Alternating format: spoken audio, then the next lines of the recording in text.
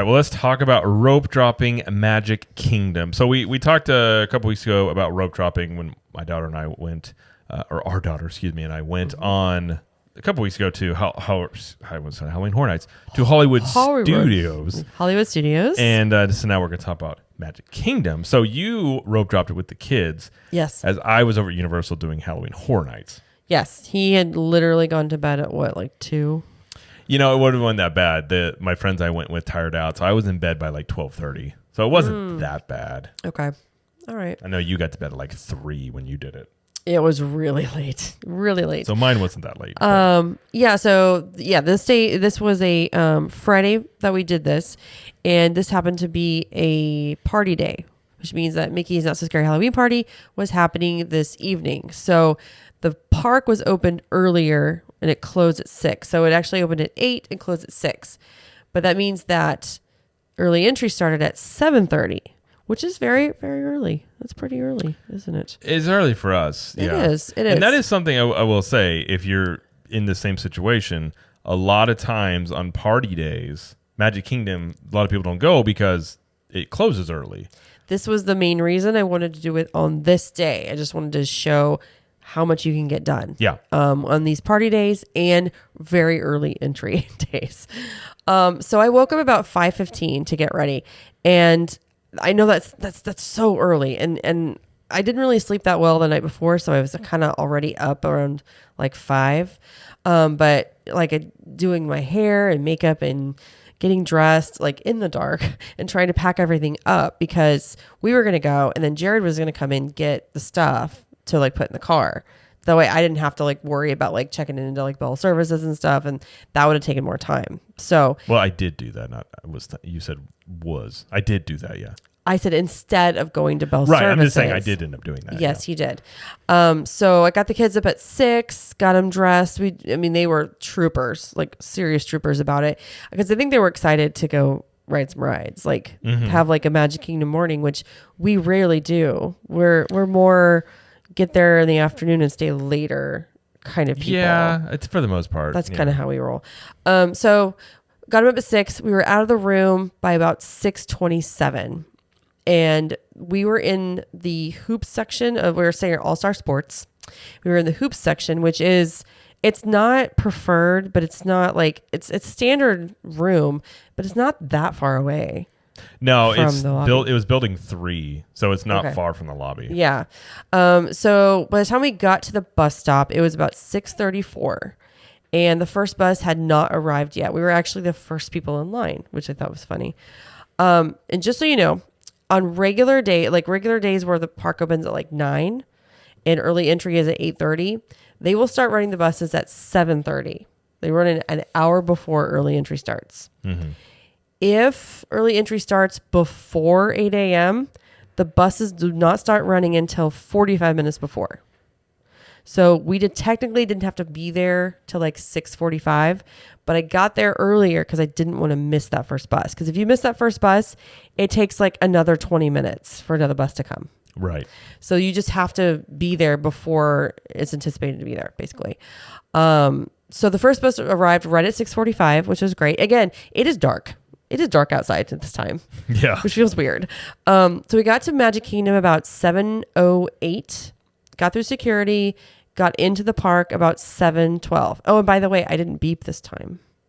Oh, that's a first. I got through security, didn't beep. My bag always goes off for like no reason. But anyway, didn't get beeped at security, got through 7:12. We got into the park, and we immediately walked up into the rope drop area, which is by Cosmic Rays in Cheshire Cafe. And it's basically roped off right in front of Mad Tea Party. Mm-hmm. Over in Tomorrowland. And that's where they hold everybody there. They hold another section of people over on Tomorrowland walkway, right by like Monsters Inc. over there. Yeah. That's another rope drop area. So that's where you would go if you did Space Mountain or Buzz Lightyear, any of those rides first.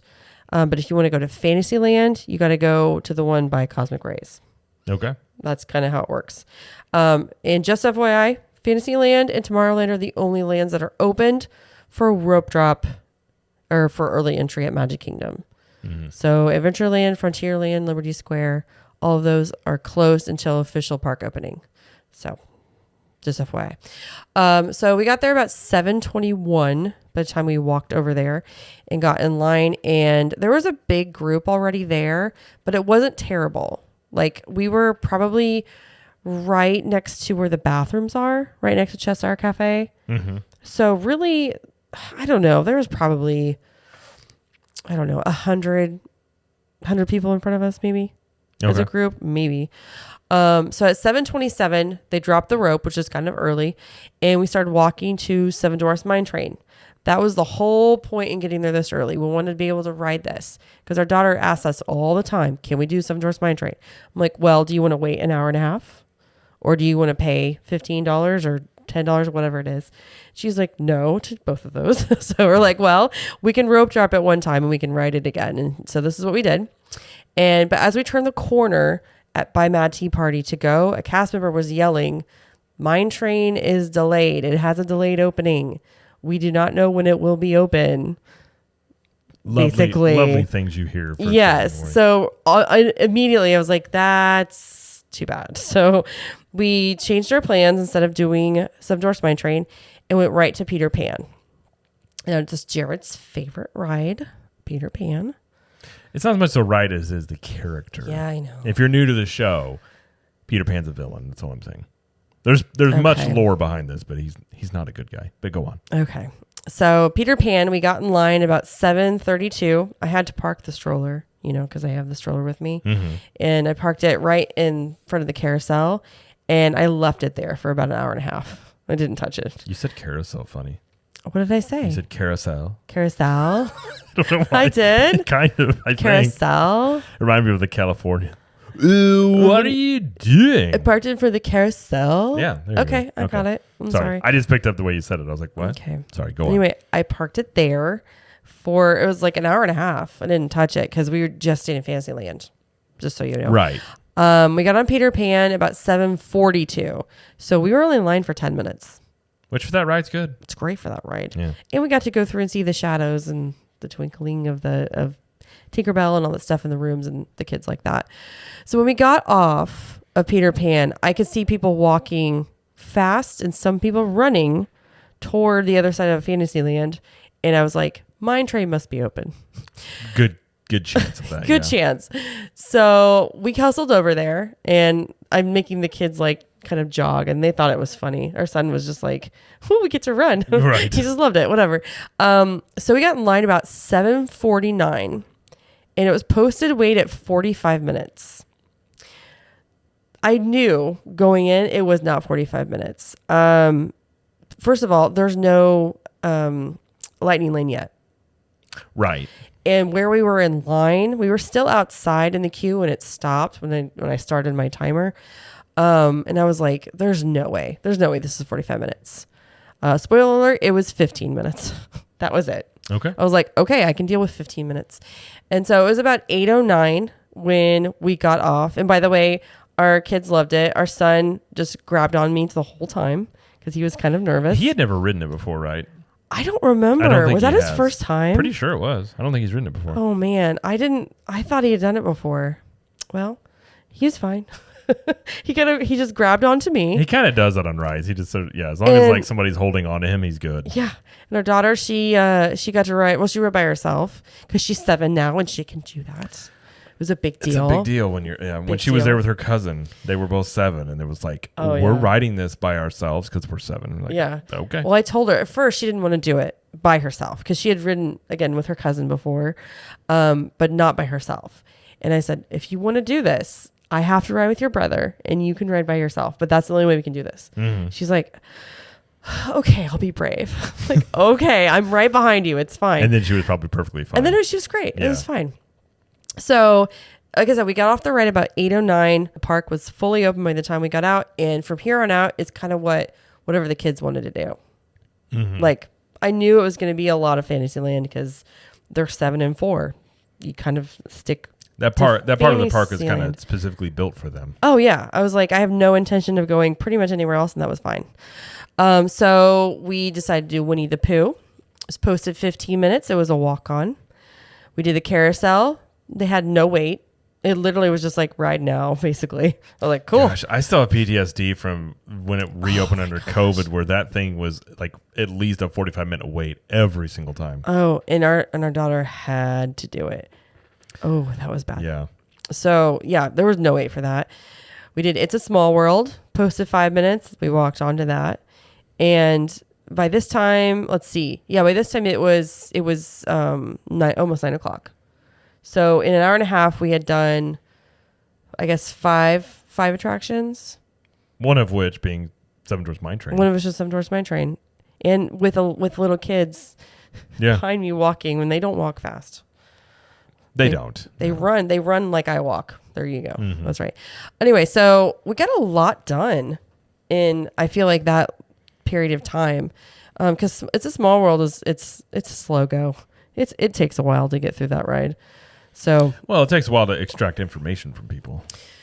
So you gotta, Is that what they're you gotta doing? allow yourself. Yeah, I'm assuming. Anyways, I'm sorry. Did you do anything else? yeah, well, I was just going to mention the rest of our morning real quick. So we did the Mirabelle meet and greet, which is the new one where Merida used to meet. Mm-hmm. And we got in line pretty much right at 9 o'clock, and we waited about 20 minutes. Okay. And she had like just gotten out there. So she was about ready to go in when we saw her. So we got in at the right time for the line. And she was great. Yeah. She was so happy, and just like Mirabelle in the movie. It was great. Kids enjoyed it. Oh yeah. She spent a lot of time talking to them too. Yeah. It was so cute. And then we stopped for the Witch's Cold Brew at Cheshire Cafe, which I wanted to try, which was pretty good. You don't like cold brew a lot, though. It was, I mean, like for cold brew, it was good. Okay. Had like a pumpkin, like cold foam on the top. So I with probably sprinkles. would have really liked it. You would have really liked it. Okay. Yeah, you would. And then we did Barnstormer and Dumbo over in Storybook Circus. And then we played in the play place for like half an hour, I swear. And our son didn't want to leave. He never does. Never does. Yeah. And then the kids wanted to play in the Casey Jr. Splash Station, and they got absolutely soaked. And I had no extra clothes. I was like, great. This is wonderful. And then they're like, her daughter's like, I want to go. I was like, okay. She did that at Hollywood Studios, too. She just hit that point about 10 or 11 o'clock, and she's Yeah. like, I'm ready to go. Yeah. So by that time it was 11 a.m. and I was like, well, Jared's back at the hotel and I know the kids wanted to swim. So I was like, okay, we'll just go back to the hotel. So we ended up being there about 3.5 hours and we did we did a lot of stuff. Yeah, I mean, Well, Magic stuff Kingdom's done. a big park. So Yeah. obviously, if you wanted to do more, you would, be there all Oh, day. absolutely. And we But- weren't rushing. We just we're very after the first two, after Peter Pan and Mine Train, everything was very just chill. Like, what do you want to do? Yeah. Oh, let's go over here. Let's do this. And by 11, like you said, they were really tired and they just wanted to go back to the hotel. And I was like, that's fine. Yeah. But yeah, it was not hot that morning. It was, I think when I left, it was 82 degrees, which felt really good. It wasn't too hot. You're still sweaty a little bit, but it wasn't unbearable, which was nice. Yeah, I mean, it's still in the middle of the day. It gets pretty warm. But yeah, mornings and evenings right now are really nice. Yeah. So I packed enough snacks. We had enough drinks, water. The kids, no fits. Everybody was happy. It was a really great morning. It was really that's good. great. Well, and it's a good example. And then we've been talking about rope dropping in that while, Genie Plus is a thing and while, wait times can be high, if you do rope drop or if you just stay on property and you do take advantage of the early entry, Yes. you can, it really does help you get a lot of stuff done. If Oh you're my gosh, certain yes. rides, especially. So it's same with Hollywood Studios, you got to make a choice there. If you want to get in line for Rise of the Resistance or Slinky Dog, those are the two main ones. Mm-hmm. But either way, it's Magic Kingdom, you get Mine Train done. Most people that are coming into the park at park opening are going to go to Mine Train. Mm-hmm. That's if you think about rides that just eat up crowds, that's already off your list. So then you can go do other things that have much less wait. Now later in the day, they may get more of a wait, like Big Thunder Mountain. Later in the day, Big Thunder Mountain may be a 45, 60-minute wait, possibly. First thing in the morning, most people don't run over there. You can probably walk onto it. Yeah, that's the thing I was going to say. So this is what I did with our children. So obviously this is going to look different for you if you want to do more of the bigger roller coasters and more thrill ride stuff. Like that's going to look different for you. If it was like me and you, I would probably do Mine Train and Peter Pan, like kind of like we did, or maybe like if I rode Space Mountain, I'd do Space Mountain maybe. But then as soon as that's over, I would just dash over and do like Jungle Cruise.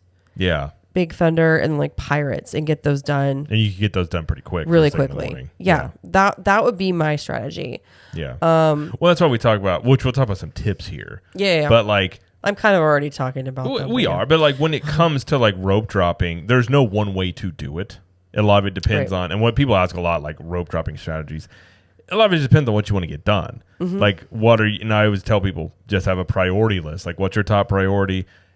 If your top priority is like Mad Tea Party, okay, don't rope drop Mad Tea Party because it's not going to have the longer wait anyway. So if like one of your rides is like say a Seven Dwarfs Mine Train, do that one first, just simply because if you don't do that one first, you're going to wait 60 to 90 minutes for it later on in the morning. I will say with this day though, with these party days, Probably not as busy. Getting up to an hour wait it hasn't been happening lately. Right, yeah. So you may get lucky on these kind of days and not have to wait as long. Well, I'd say the way you did on a party day, early entry is like the best case scenario. Oh my gosh. That's exactly why I did it too. Yeah. I was like, I want the best case scenario here. And the same strategy applies even going into Christmas with the Christmas party. Right. Same strategy there too. I think so. It's a little bit busier around Christmas. It like is. Bigger crowds and stuff. So I think your wait times are going to be higher quicker. But than if you're they are going to here. be there, you could take advantage Sure. of it and still get, wait less. Bring a jacket because it's cold in the mornings in December. It can be. It can be, yeah. So I was going to say, if it was just you and me, like if we were doing early entry and it was you and me, I would probably, I would do Seven Dwarfs Mine Train and Peter Pan and do all the big attractions. I would try to get as much done as I could until like 11 o'clock, kind of like I did with the kids. Mm-hmm. But then I would probably like go eat lunch. Yeah. Like take a break and have lunch. Like basically ride for a long time and then go eat lunch and then leave. Well, the busiest times are going to be, starting at noon. Midday is the busiest times for anything. So you could, take your break and then head back later before the party. I mean, but if there's no party. Right. Well, even if there was, you could still head back, get Yeah. some stuff done before you leave, and Yeah. people start coming in for the party. Now I would say to get to if you're doing early entry, and you could do this, I guess, with regular rope drop too, is get to the park 30 minutes before the rope drops. If you can, yeah. If you can. I would say, a lot of people ask, what is rope dropping? I would say that's probably a good definition of it is like 20 to 30 minutes before the rope actually, technically drops or whatever. Right. Unless I was staying at like a monorail resort or took a minivan. Maybe I could have, I don't know if I could drive in. I may have gotten there earlier, but Maybe. it would have been really hard for me to get there any earlier than I did. Yeah. Well, you got there. You were the first bus that came by. That exactly. So, and I know All Stars are like the farthest away from Magic Kingdom. Right. So I guess if I was staying at I know Coronado's real close. So if I was staying at Coronado, I may have gotten there A few minutes quicker earlier. by a few minutes. So it just depends. But if you can get there 30 minutes before they drop that rope, and then you'll be at the front of the section of the rope dropping section if you stand there and wait. Yes. Any other tips you got? Yes, I was gonna say have a plan like I did with our kids. With Magic Kingdom, it has the most attractions of any of the parks, so you kind of need to decide what you want to do first. Again, Fantasyland, Tomorrowland are the only ones that are open, but have a backup plan. Like Mine Train was closed.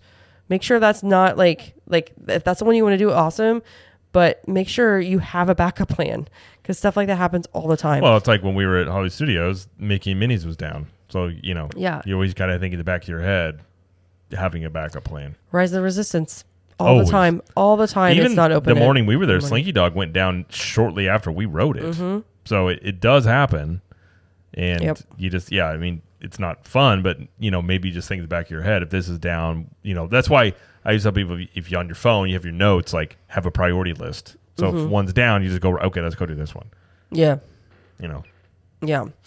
Another tip is, and I don't know, some people don't feel this way, and that's okay. But for me, it's less walking and so less zigzagging. So I like that. But I try to stick to the same area of where I am. So like if I want to do things in that area, I'll try to do them before I leave it and not have to go back and forth. Like a lot of Genie Plus, people that use Genie Plus a lot, and they want to just do as much as they can. It's almost like a game. They're doing a lot of zigzagging, a lot of walking. Well, I personally, I don't enjoy that. I don't enjoy zigzagging. So like for me, I wouldn't choose to do that. it's a personal preference for sure, especially with kids though. That gets hard to do. Yeah, my kids would hate it. But this worked out really well for us, and I think it could be more enjoyable, less stressful experience if maybe you approach it that way. But again, it's personal preference. Yeah, what you want to do.